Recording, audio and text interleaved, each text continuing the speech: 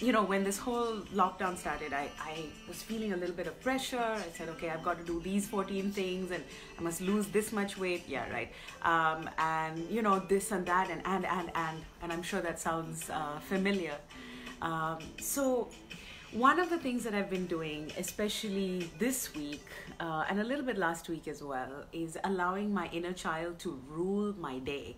What that means is, as kids, I think, and this is the thing that I find I'm most delighted about children, including how I used to be as a child, was that I didn't think twice about being silly. Being silly was part of my necessary, outcome of a day or input for a day. Just being silly, being funny, being just carefree and playful. And I think as we keep growing up, we keep losing parts of that. And so I wonder whether today and for the rest of this lockdown, we could all try to allow ourselves to do at least one silly thing a day. And since, all of us are kind of, worried about so many things, we're watching the news, it's kind of scary to watch certain things. We're also trying to find ways to help people. I know in India, at least the migrant workers, there's just so much that needs to be done, and there's kind of horrendous things that you read on the news and you hear about. And at the same time, I think to keep our spirits up, we've got to be a little bit silly every day, just for a bit. So I would love to know, maybe not now if you don't want to write it now, but let me know what your favorite things to do were when you were a child, or if you're still silly as an adult, I'd love to know. And, it could be who was your imaginary friend, what games would you create on your own when you were 4 or 5 years old. What are the things that you spent most of your time doing? Likely it wasn't a video game already. I don't know, maybe the new generation was already playing video games at 4 and 5. But I know as far as I was concerned, I was doing all sorts of just, random offline things. And there's one example I want to share with you. So it was summertime, and I think my mom had probably just gotten my hair cut because it was so hot where we were living. But, I always dreamt of really long hair. And that particular summer in the school, we were doing some needlework class or sewing class or craft class. And we had this very interesting synthetic thread. So I realized, oh, you know what? If I just take all the thread apart and put it on my head, kind of like this, then I can pretend that I have long hair. So I would go around with all these random colored strings on my head, and I would just walk around all day flipping my hair and getting it caught in things, and it was just the most fun thing. And we are, as adults, just always feeling like we have to be responsible and we have to be all together and stuff. And I have missed being completely silly or just doing things for the heck of it. And so I made a list. Now, today being Wednesday, I thought instead of doing our regular breathing exercise, I wanted to share some of these ideas so that you could do this yourself. You could try this with your family. And please keep, sharing with me the funny things that you're doing. So I was an only child, so entertaining myself came very easily. My mom used to allow me to water the plants. In fact, it was my responsibility to keep all the plants watered and happy. And she also told me that I should sing to them, and they're usually happier. So I had a song for every plant, and sometimes I would tell them stories. And plants make great audiences. So, if you have some plants in your house, sing to them or talk to them. You never know, it might be very therapeutic. Here are some other things I know. There's a teacher in the US, I'm not sure which state, but he's been wearing unusual, like fancy dress costumes and mustaches and things like that every day, so that his students, when they arrive at class online, they're just always in fits of laughter because they never know what their teacher's going to wear that day. And it's a great idea for him, and he really feels like it's fun. Palak, you've sung to your plants as well. I'm so happy. We are definitely kindred spirits. Another thing you could try doing is, I know at Berkeley we're having hundreds of meetings. I mean, I'm seeing some of my colleagues much more now that we're online than when we used to be offline and working in a normal environment. So think of a funny background that you could have, either a digital background or something, and it just lightens the mood, and it's fun. If you're making pancakes or paratha or chapati or a dosha, maybe make it in an unusual pattern. I'm sure your family or even for yourself, it's fun. Take out crayons and just doodle. Don't try to make some epic artwork, but just draw. Maybe if you take 4 or 5 crayons and just draw all over a page, or I'm going to say this, but parents, you can decide what you want. Dedicate a wall in your house if that's allowed by your landlord, or if you're okay with doing that, and just allow everyone to draw on that wall, one wall.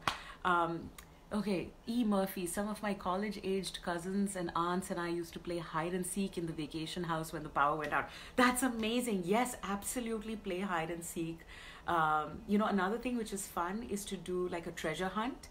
You can hide things. I know there was one set of parents that also did this by hiding things under all the freshly washed laundry. And so the children were actually folding the laundry, and then they would get really excited because they would find this one, present or something underneath it. The other thing is, put on loud music and just jump up and down and, dance and just have fun. Painting boxes, painting eggs. I know Easter's coming up.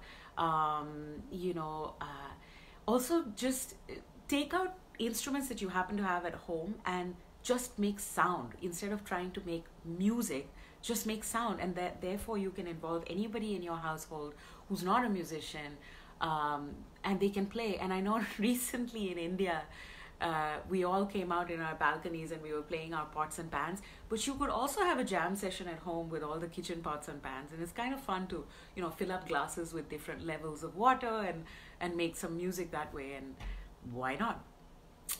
Another thing is something that I used to do in my home as a child was take a big bed sheet and make a tent and have like a camping trip at home.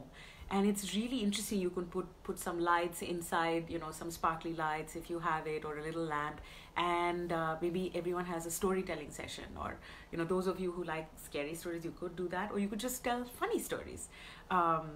Also, if you have a baby in your either your neighbors have a baby or your relatives have a baby, it's so much fun to call a child on FaceTime now that we're in the digital age, and just play peekaboo. You're like, no, you see me, now you don't. And just hearing a child really, really laugh and squeal in delight is an amazing thing. So I hope that you might try that. You could also play Simon Says. And the other thing that I want to share is bubbles.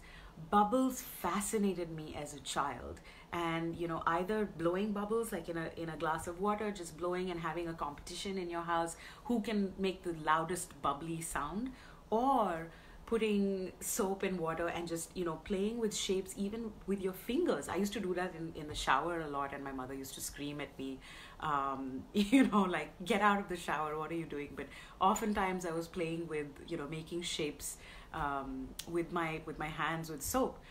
Even just spinning around really, really fast until you get very dizzy and everybody falls down. I mean, these are things that are so simple to do, and we spend a lot of time online. I'm very grateful that you're online with me right now, but at the same time, we've got to do these kind of things. And one last one, even if you want to be online, go on Snapchat, or do some funny boomerangs, or I know with Women of the World, when we're touring, a lot of times we're just taking silly photos of ourselves and seeing who can make the most weird face.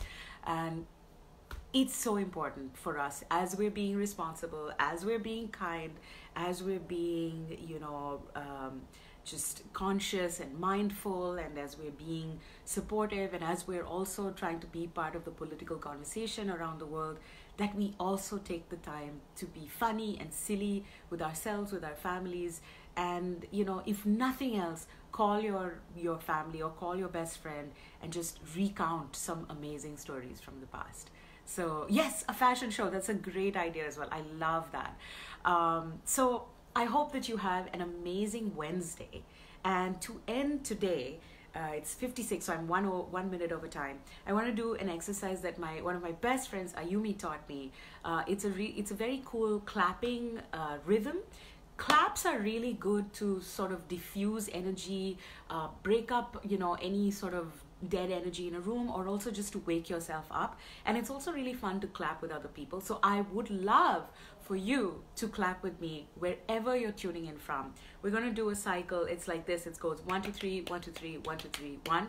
Hey, you do this 3 times, but you always say a hey after it. All right, ready? So here we go. 1 2 3 4 1 2 3 1 2 3 1 2 3 1. Hey, 1 2 3 1 2 3 1 2 3 1. Hey, 1 2 3 1 2 3 1 2 3 1. Hey.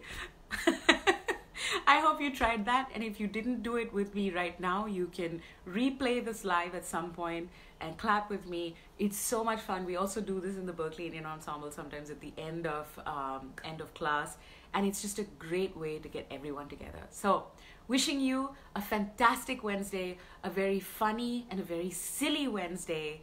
Enjoy yourselves, bring out the inner child in you, and have a gorgeous, gorgeous day.